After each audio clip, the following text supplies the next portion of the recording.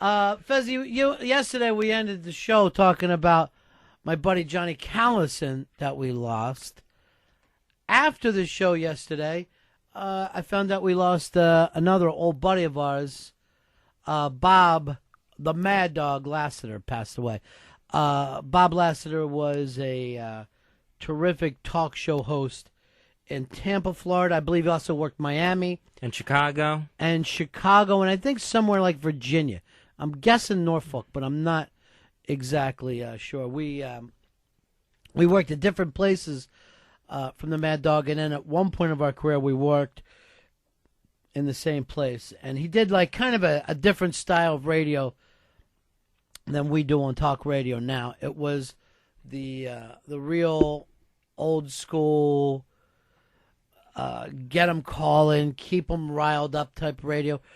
If you remember that movie that Oliver Stone did, which was called Talk Radio, supposedly Bob Lassiter was one of the people that character was based on. And he was a great talker, really unbelievable monologues. But then at the same time, he would just push people's buttons. He would bring up stuff on the air just to, force people to call him, because a lot of times in those days, talk radio would be on AM in Florida. It was, we were doing morning radio at the time that we would be listening to him sometimes at nights or in the afternoons. But, the AMs would have a much older listenership. And you could tell on certain nights that he would think that the phones, weren't going enough. And he would just do some rap about we need to get rid of Medicare. And just for no other reason to have these people call and scream at you. It seemed like he was always after emotion for people, whether it was either to get the laugh, to make people cry, to make them angry. He didn't care. His whole point was to just entertain them. And I felt terrible, some time ago. We talked about this and told you guys to go to his website. He had a blog set up where he was going through everything that was happening as he was dealing with the end of his life here. And it was just as good as anything I ever saw him do on the radio. He was just a really talented guy. Yeah, he had bloglassiter.com where he kind of documented what he was going through ever since he got the news from the doctor that he wasn't going to make it past what he was going through. And I spent a lot of last night just going back and redoing that journey with him again. Yeah. And he was just a really nice guy. Well, the beautiful thing for him, like a lot of guys in radio, when we heard, oh, shit, we're going to be working with the Mad Dog, we're like, oh, fuck, we are going to have to take this guy on because he's a prick. In reality, nicest guy in the world would always come in my office, sit, talk, blah, blah, blah, kick shit out. Then later, he would, name one of his interns Fez and fucking scream at him all the time. And again, as we said, it was different generations that we came from, but we really hit it off with the guy, and he was a lot of fun. He was a blast. He could talk about anything, anything he could handle on his show, but he loved talking about wrestling with me. Right. And when I won the ladies Florida Heavyweight Championship, that man would bust my balls on and off the air just about every day. When are you going to give that woman a rematch? I couldn't get near him without him demanding that the woman I beat get a rematch. Just a really talented guy. And one of those guys that, for whatever reason, this happens with a lot of people in radio.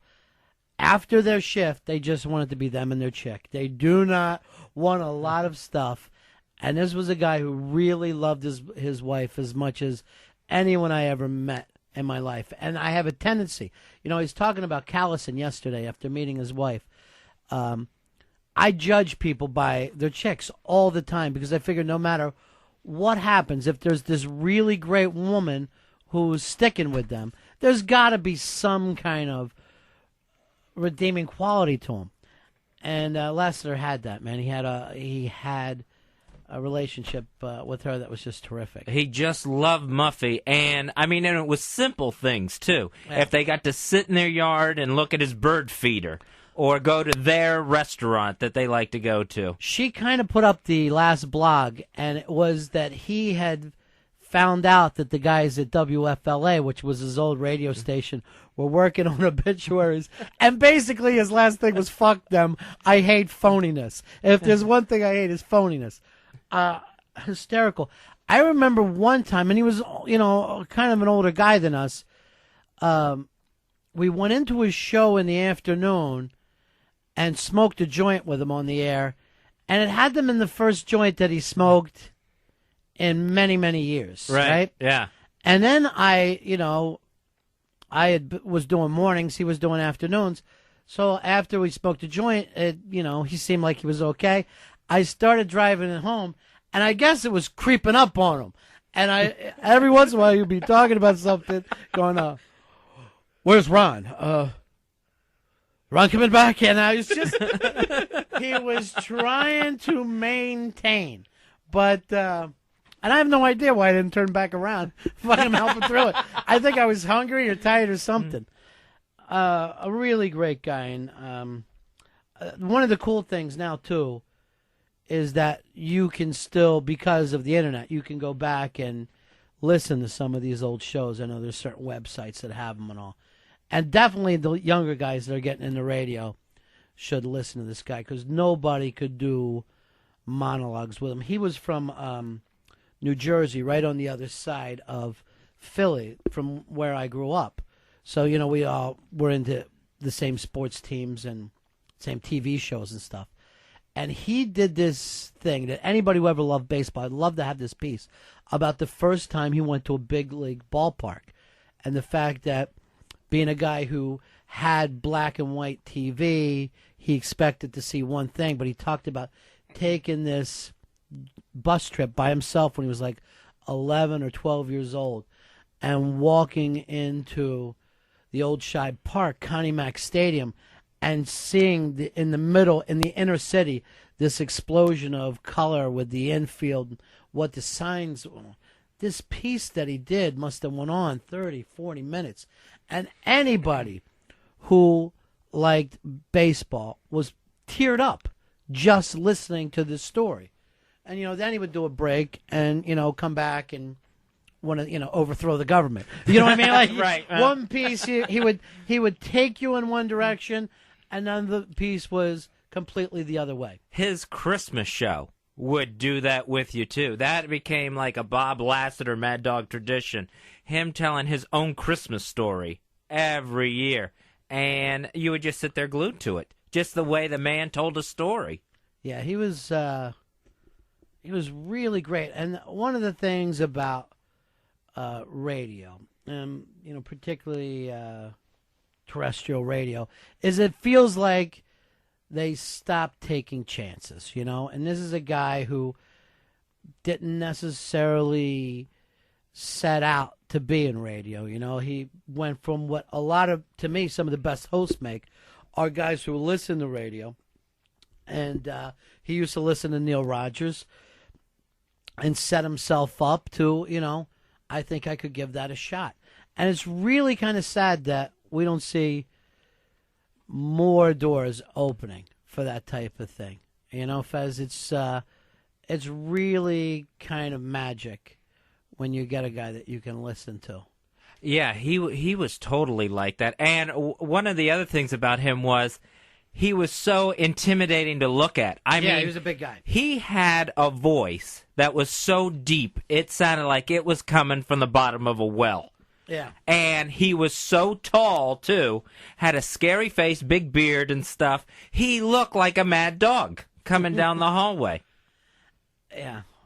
God, he was hysterical. So... He just had so much fun on and off the air, too. I mean, he was a really private guy. Yeah. He didn't want, he wasn't a big into meeting my listeners or my fans or Never anything. wanted to. Never. He was a very private guy. But if you could just catch him in that moment, I had dinner with him and his wife one time. And if you could just catch him in a relaxed moment, he was just such an adorable guy for being such a big, scary giant.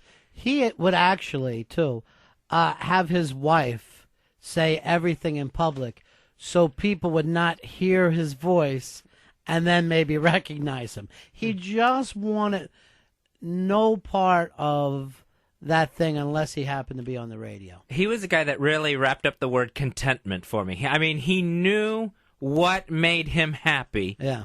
And that's what he wanted. He wanted that house with his wife and that yard and his video equipment, you know, that was his hobby and stuff. Where did you first hear him, on FLA or PLP? I think I first heard him on PLP. I heard him on PLP, too. And I went there. I was doing stand-up at the time, and I went to do somebody else's show who was on there to come in, and it was like some joke contest, and then we would give away, you know, tickets to the comedy club. So I'm heading there to this place, and it literally was way down a dirt road and in a trailer. Right? Yeah. And just a big stick coming up. And here in the back of my mind, I saw as I'm leaving the show, Lassiter is coming in at the time. And to me, it was like that moment in American Graffiti where Richard Dreyfuss thinks that, you know, Wolfman Jack is one thing. But then you just find out it's just all smoke and mirrors. And they were doing this whole gimmick just out of this little trailer. Well, and that was really a broke dick station that he blew up with. Then he went to FLA, signed a big deal in Chicago, came back to Florida where he did WSUN and back to WFLA again. And again, if you haven't had the chance to listen to him, there's stuff on the internet. And if you have heard him before, you know what Fez and I are talking about, where the guy was really a legend. He was a great broadcaster, a really private person. There would be days when we worked together at the same station at him. You'd be wondering, where's Lassiter? It's almost time for a show. And you'd look, and he had been sitting out in his car in the parking lot for probably a good hour, just because there was maybe something going on that day where he didn't feel like seeing anybody. And other times he would just pace, just this slow, quiet pace. And then, you know, once that mic cracked, everybody was getting it. So, and I know you're an atheist, Bob, so if you can't hear us, doesn't matter anyway. But if on the off chance you were wrong about that whole gimmick, thanks a lot, big man. We appreciate it, Mad Dog. And the one thing that I remember most about Lassiter, other than the stuff that we talked about, is, you know, he had the deep voice. He was a big guy. But for a guy that was basically from the same Philadelphia area as I was, you would reach over and shake his hand, and they were the softest hands you could ever find. And one thing that guys from our area never thought we were going to end up with was baby skin hands, because everybody went into work in the factories. So if you live a life, my friend, and you end up with baby skin hands, I say it's a life well lived. Now, please correct me if I'm wrong, but most people spend most of their time bitching and moaning, complaining. That's what most people do. People get together. They don't talk about, hey, wasn't it a great day? No! I work for an idiot. My next door neighbor's a moron. My wife is a jerk. My husband's a fool. My kids are bad. Woman across the street screwing the postman. That's what people talk about. But when you sit down behind a microphone, all of a sudden everything is supposed to change. And it's just hockey door. Name one! You see, I live in this world, and it's virtually everywhere you go. It's not just here, but I live in this world where people are constantly trying to put spin on stuff. And it just drives me insane. See, people don't even have the balls to do what I do. I got a problem with you, I tell you about it. Funny, none of you ever call up and compliment me to Jeffy. You always diss me. But you lack the balls. And we're not just talking about me. You lack the balls to say what's on your mind. What a nightmare that must be to go through life, having to wait till somebody has left the room to speak your mind. Just listen to talk radio. There's not a soul in the world who calls talk radio who's guilty of anything. Every single one of them is a victim of someone else. Well, I'm sorry if that's a problem for you. It obviously isn't. You listen. Have been for years. You know, here's this guy. Man, he went through the entire litany. 12-year career. He's listened to every word of it. He's more than listened to every word of it. He has remembered it. I doubt very much he took notes and then sat down when he was getting ready to, write this email, went through his notes. No, he remembered. So you people just go on and play your silly-ass little games about, how nice you are and how awful everybody else is. No, we're all awful. See, there's something else I do, too, that you guys just cannot do. I talk about my own shortcomings and problems. Probably talk more about them than I talk about yours. But then, of course, you're all perfect. You don't have any. You live in a perfect community with perfect neighbors, in a perfect country, in a perfect world, with a perfect God, and a perfect this, and a perfect that. And you're all perfectly fools. All very disingenuous people. Perfectly disingenuous. So there.